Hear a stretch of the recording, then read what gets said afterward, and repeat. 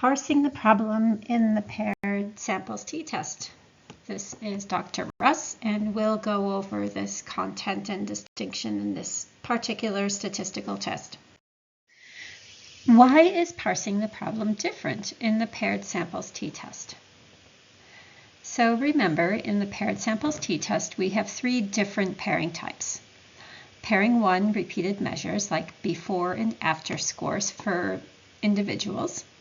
Pairing 2, natural pairs like pairs of best friends or pairs of siblings, husbands, wives, things like that.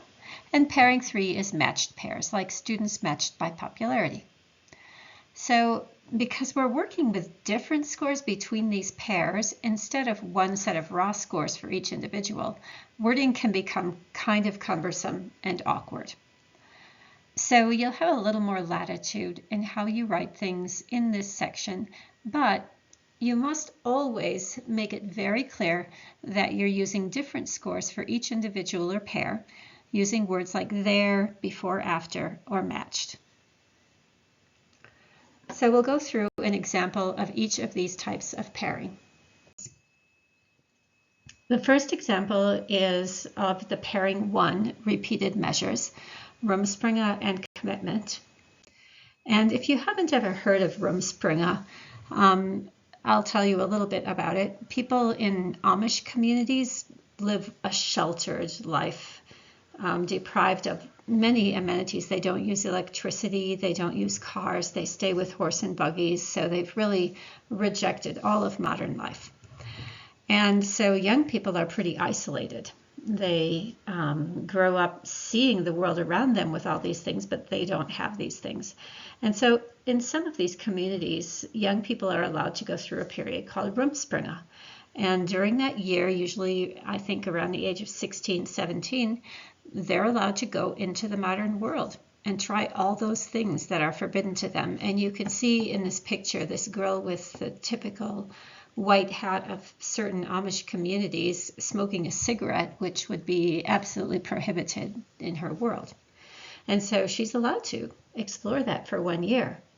And after Rumspringa, after that 1 year, they need to make a decision of whether to stay out there and live in the modern world, but sacrifice their family and religion, or return home to their communities and churches.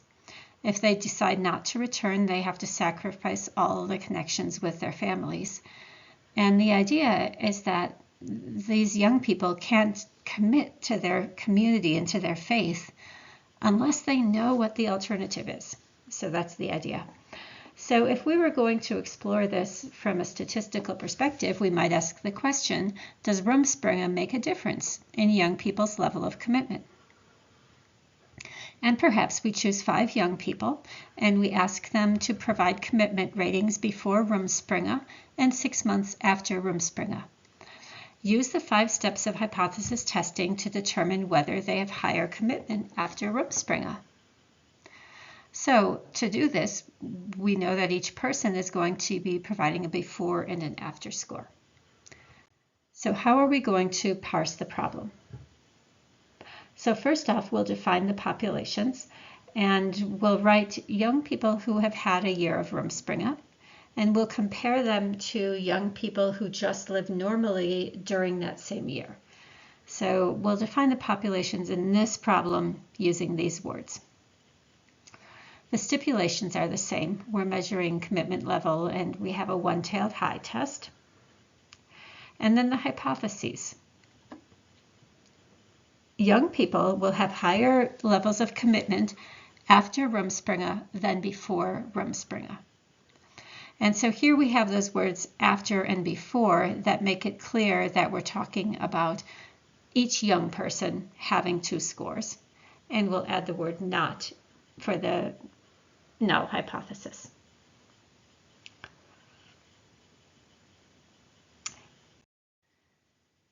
An example using pairing 2 natural pairs is from Brothers' sense of responsibility. So the question being asked is, do firstborn brothers feel more responsibility to the family? Dr. Mann hypothesized that firstborn brothers would have a greater sense of family responsibility than their second-born male sibling. So our populations, our population 1 is firstborn males and their second-born male siblings, which helps to make it clear that we're not just taking a random group of firstborn males and a random group of second-born males and comparing them. We're actually having the firstborn male aligned with their second-born male sibling. And we're comparing them to pairs of males who are unrelated. Our stipulations are sense of family responsibility as the dependent variable in a one-tailed high test. Our hypotheses will be firstborn brothers will have a greater sense of family responsibility than their second-born male siblings. So you can see that we're not really stating population 2 in here. It's implied. So that's why this is a little different. Our null hypothesis, firstborn brothers will not have a greater sense of family responsibility than their second-born male siblings. So that's an example of natural pairs and how you might parse it, how you might word everything.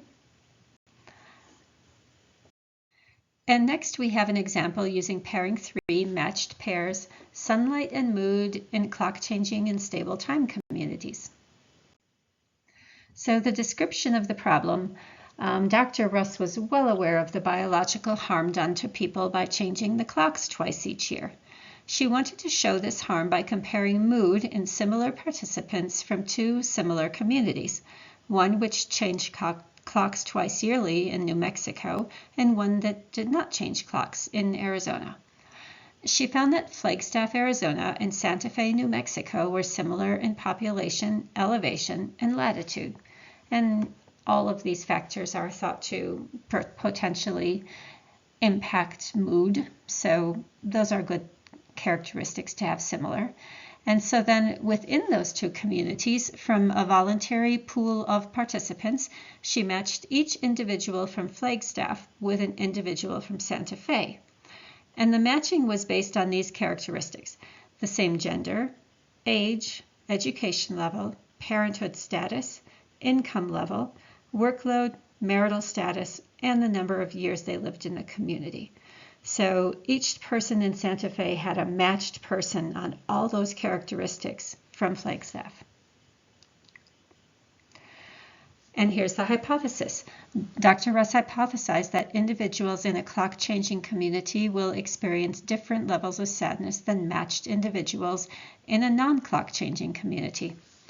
You'll notice that I am the Dr. Russ in question, and if I were going to test this, I'm using a two-tailed test, even though I have a pretty strong idea about this. And because my idea is so strong, I want to be extra cautious in how I'm testing the hypothesis. And so I use the word different because it allows a two-tailed test, a more cautious test. It allows room for me to be 100% wrong, which is what a good scientist should do.